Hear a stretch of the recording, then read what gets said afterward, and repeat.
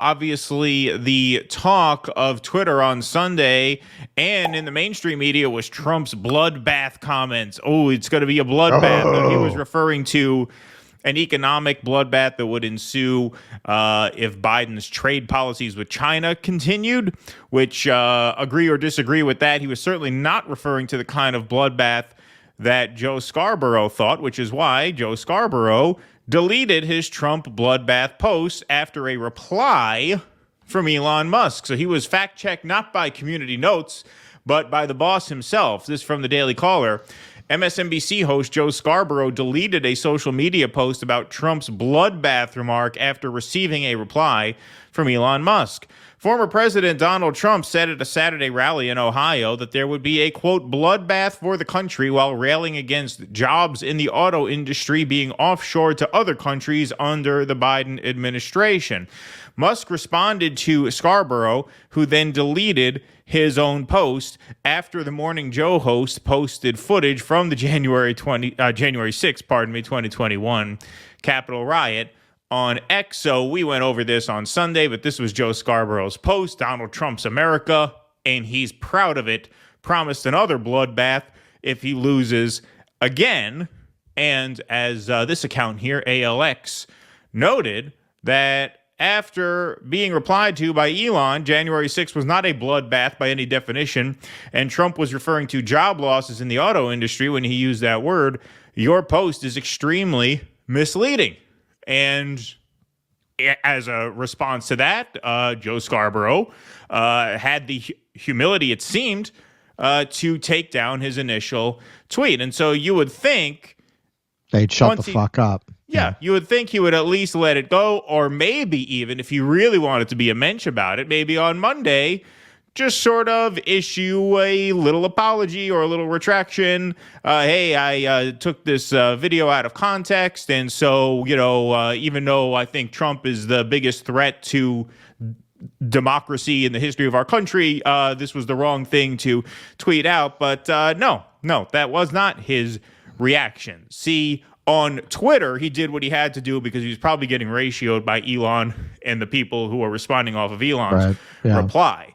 Of course, his TV audience doesn't use the interwebs very much. They're more the TV at 6 a.m. crowd. And so they're more usually the catheter webs. Yeah, right. Yeah, exactly. And so they didn't have to know about this, right? They didn't have to know about the fact that he was fact-checked and that he took down his post. Here was his tone on TV when he took the microphone back Monday morning. Talking about a bloodbath for America. It's laid out in the terms of it.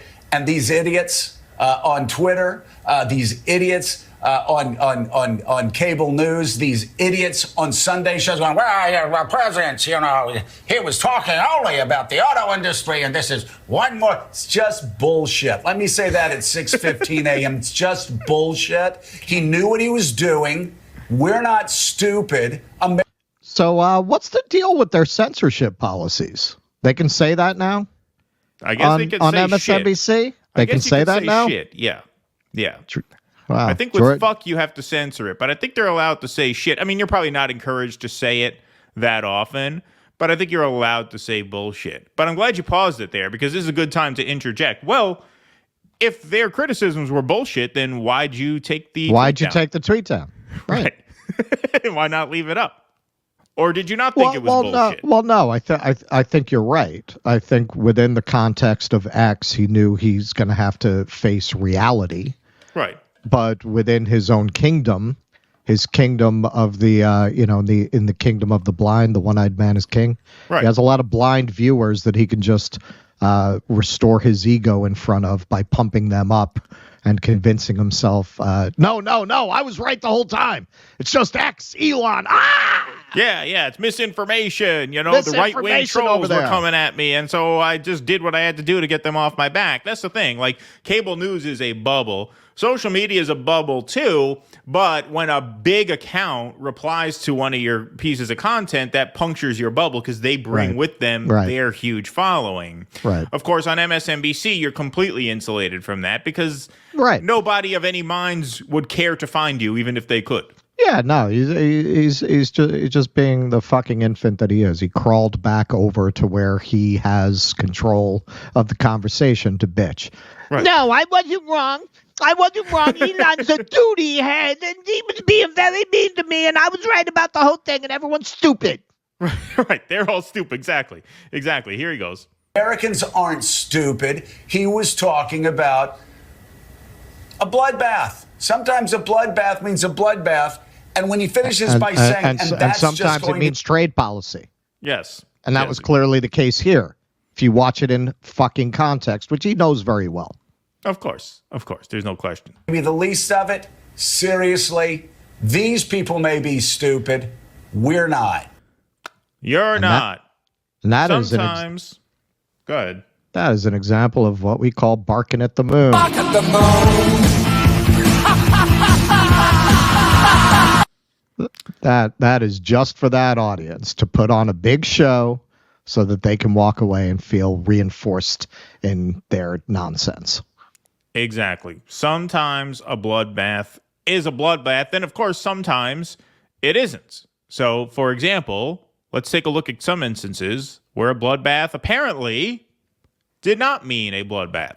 Of this bloodbath. It was going to be a bloodbath. It's going to be a bloodbath. Would be an absolute bloodbath. Bloodbath. This bloodbath in South Carolina. This could be a bloodbath. There will be a bloodbath at the convention. An absolute bloodbath. This was going to be a bloodbath. Does this nominee get through without a bloodbath? Hashtag bloodbath. We're going to be having bloodbaths. This would be a bloodbath. It would be a bloodbath. Seriously?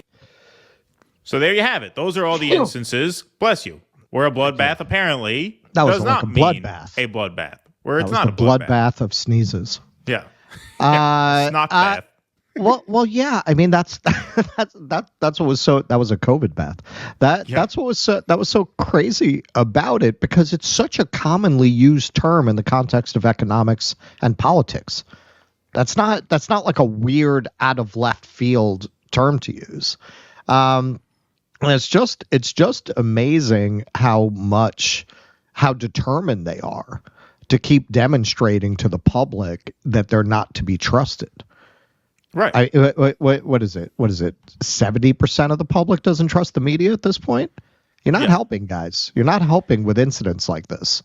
No, and if you wanted to maintain some credibility in an instance where you so clearly distorted what he was saying, you may just want to take the L with some grace. Just shut up and say our mistake on this one. This is just blatantly taking someone out of context, right? This is like saying, I feel pretty good today, and taking the video, I feel pretty.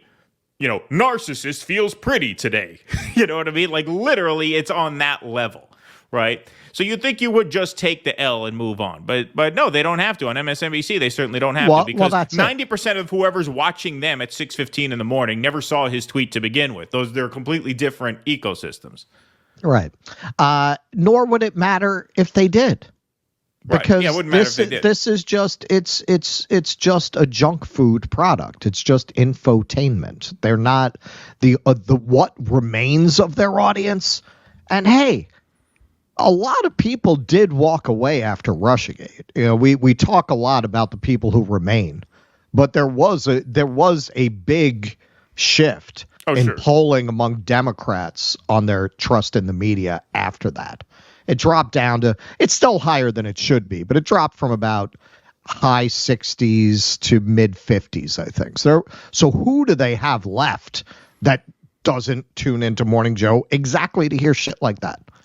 That's exactly what they want. That is serving the customer. Although I will say this, if MSNBC, CNN, were subjected to, I'm not sure about Fox. Even Fox overall is kind of the leper with the most fingers in the world of cable news. Yeah, they have good ratings for cable news. Right.